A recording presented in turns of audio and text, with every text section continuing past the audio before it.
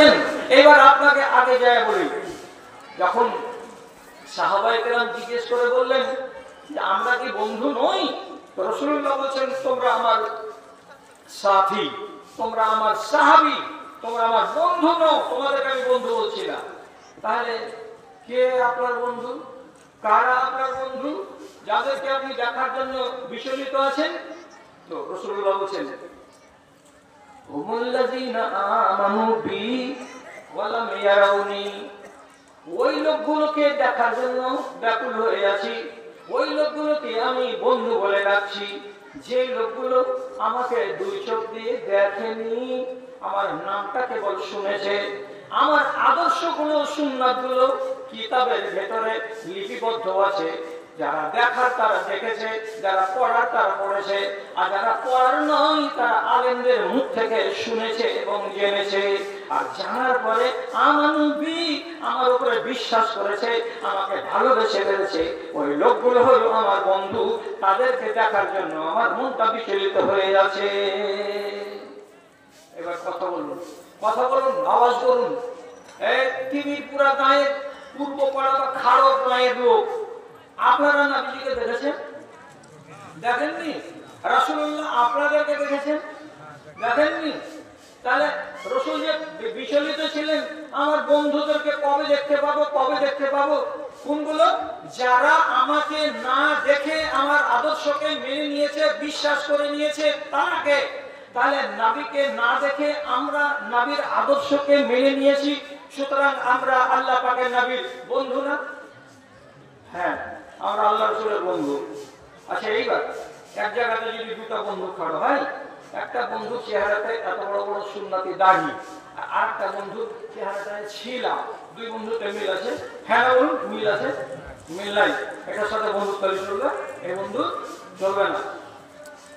মানুষে মানুষ চিনে, শুয়োরে খেসু চিনে, কথা বলে না মানুষ? তাহলে আমি কেমন আমার মতো হবে আমার বন্ধু, আপনি কেমন আপনার মতো হবে আপনার বন্ধু। আপনি যদি একটা পাক্কা নামাজি লোক হন, তো কোনোদিন মদ ঘরের সাথে আপনার বন্ধুত্ব হতে পারে?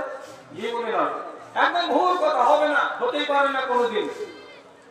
এবার আপনাকে বলছি, রাসূলুল্লাহ এবার কল্পনার অঙ্ক, এটা কি বলছি ধরে নিন, রাসূলুল্লাহ আমাদের এই গ্রামে এসে হাজির হয়ে গেলেন আগামীকাল সকাল 8টা-10টার সময়। এবার এতগুলো বন্ধু আছে, রাসূলুল্লাহ এসেছেন, তো রাসূলুল্লাহর সাথে বন্ধুরা দেখা করতে আসবে।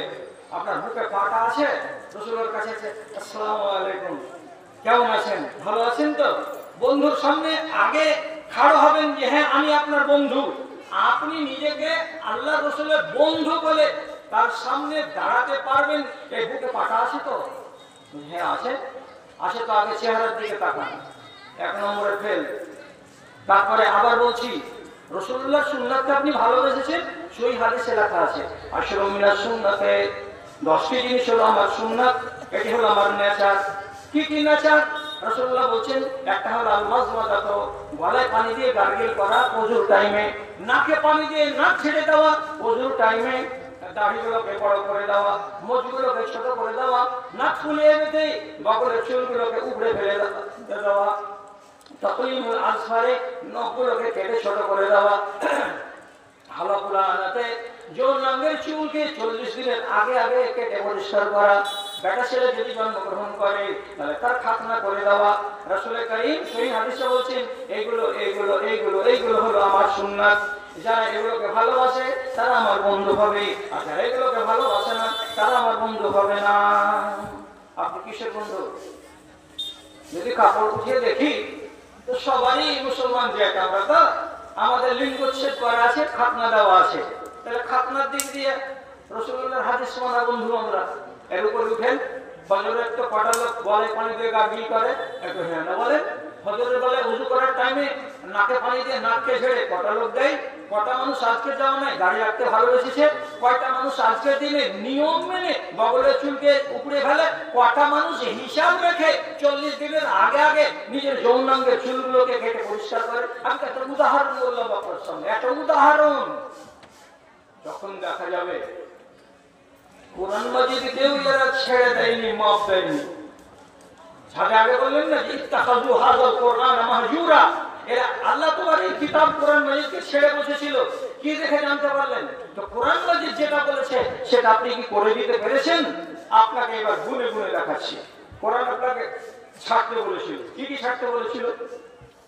শিরকের গুনাহ করবে না, জাদু করবে না, কাবিরা গুনাহ করবে না, চুরি করবে না, ডাকাতি করবে না, রাহাজানি করবে না, পরনিন্দা করবে না, ব্যভিচার করবে না, মদ খাবে না, সুদ খাবে না, ঘুষ সরি কাছে নেবে না, গীবতে যাবে না, মিথ্যা কথা বলবে না, কাউকে মালকে লুটে নেবে না, কাউকে গালি দিতে যাবে না, কেউ বেপরদা হবে না, নিজের শরীরের জিনাতকে, নাকের কানে চোখে মুখের এই সমস্ত জিনাত গুলোকে আলগা পুরুষকে দেখাতে যাবে না।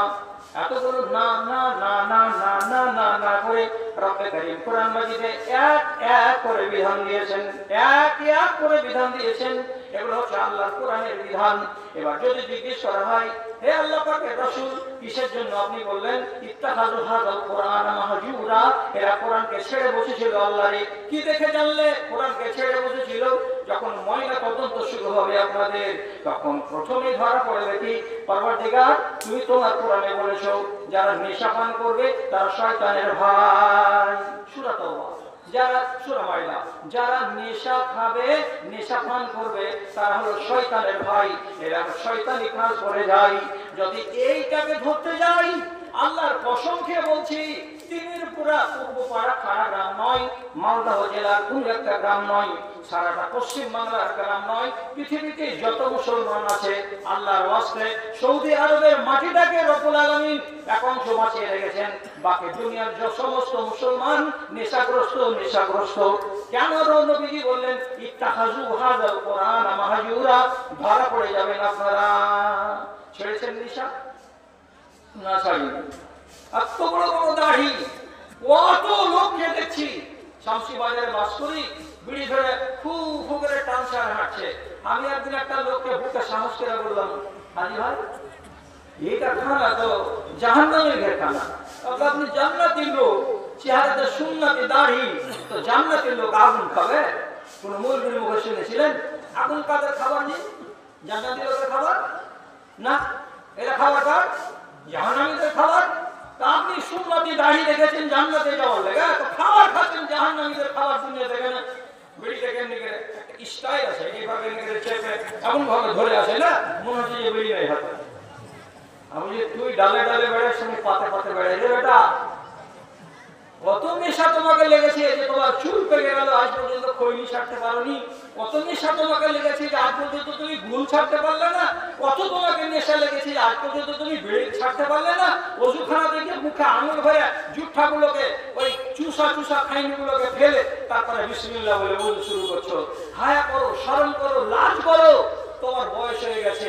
আল্লাহ রাব্বুল আলামিন এই মুসলমানগুলোকে এদের সম্বন্ধে যখন বললেন, নবীজি কোরআন ছেড়ে বসেছিল, এই গ্রামের লোকটির ভেতরে দেখা গেল 20টা লোক ফেসে গেছে এই আইনে।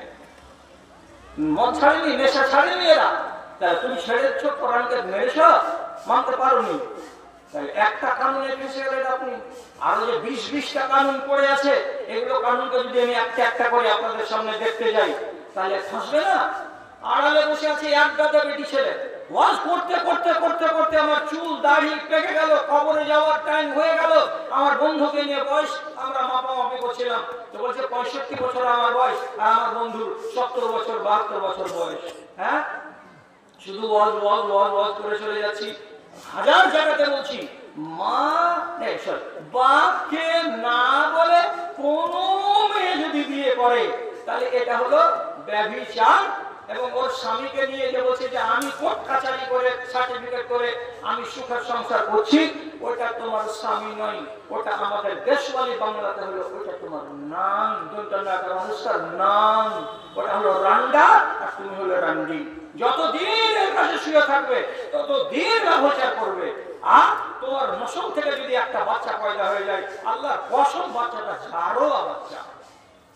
তারপরেও গাঁ প্রতি মূল্যায়ন করে দেখেন, প্রত্যেক বছর 4টা-5টা করে পালিয়ে দিয়ে, 4টা-5টা করে পালিয়ে দিয়ে। হায়া আছে, শরম আছে, লাজ আছে?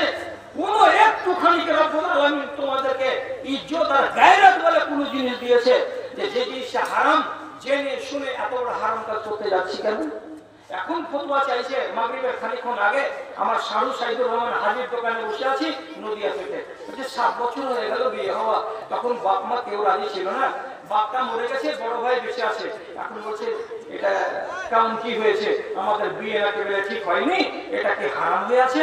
আমার কিন্তু একটা বাচ্চা বাইরে বেঁচে আছে 3-4 বছরের, আর আরেকটা বাচ্চা পেটে আছে।